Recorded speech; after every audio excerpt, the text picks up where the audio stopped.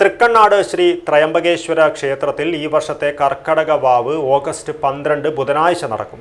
ബലിതർപ്പണത്തിനുള്ള ഒരുക്കങ്ങൾ പൂർത്തിയായതായി ക്ഷേത്രം ഭാരവാഹികൾ വാർത്താ സമ്മേളനത്തിൽ അറിയിച്ചു.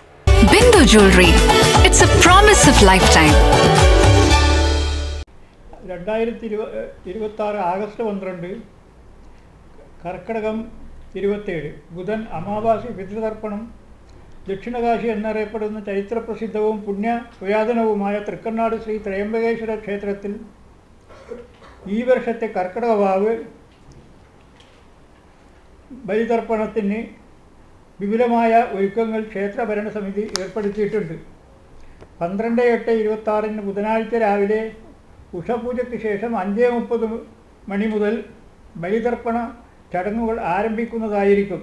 ക്ഷേത്ര മേൽശാന്തി ബ്രഹ്മശ്രീ നവീൻ ചന്ദ്ര കായർത്തായയുടെ നേതൃത്വത്തിൽ ക്ഷേത്രം പുരോഹിതൻ ശ്രീ രാജേന്ദ്ര അരളിത്തായയുടെ കാർമ്മികത്വത്തിൽ ക്ഷേത്രത്തിൻ്റെ തെക്കുഭാഗത്ത് പ്രത്യേകം സജ്ജമാക്കിയ പന്തലിൽ ഒരേ സമയത്ത് 20ഓളം കർമ്മികളുടെ നേതൃത്വത്തിലാണ് ബലിതർപ്പണ ചടങ്ങുകൾ നടക്കുന്നത്. ഇതുമായി ബന്ധപ്പെട്ട് ഭക്തജനങ്ങളുടെ തിരക്ക് ലഘൂകരിക്കുന്നതിൻ്റെ ഭാഗമായി ബലിതർപ്പണത്തിനുള്ള രശീതികൾ മുൻകൂറായി നൽകുന്നതിന് പുറമെ ക്ഷേത്രം വെബ്സൈറ്റ് വഴിയും രശീതികൾ ഓൺലൈനായി ചെയ്യുവാനുള്ള നടപടികൾ കൈക്കൊണ്ടിട്ടുണ്ട്. അന്നേ ദിവസം രാവിലെ 5 മണി മുതൽ 8 വഴിപാട് കൗണ്ടറുകൾ പ്രവർത്തിക്കുന്നതാണ്. ക്ഷേത്രത്തിൽ എത്തുന്ന എല്ലാ ഭക്തജനങ്ങൾക്കും കുടിവെള്ളവും ലഘുഭക്ഷണവും വിതരണം ചെയ്യാനുള്ള ക്രമീകരണങ്ങൾ ഏർപ്പെടുത്തിയിട്ടുണ്ട്.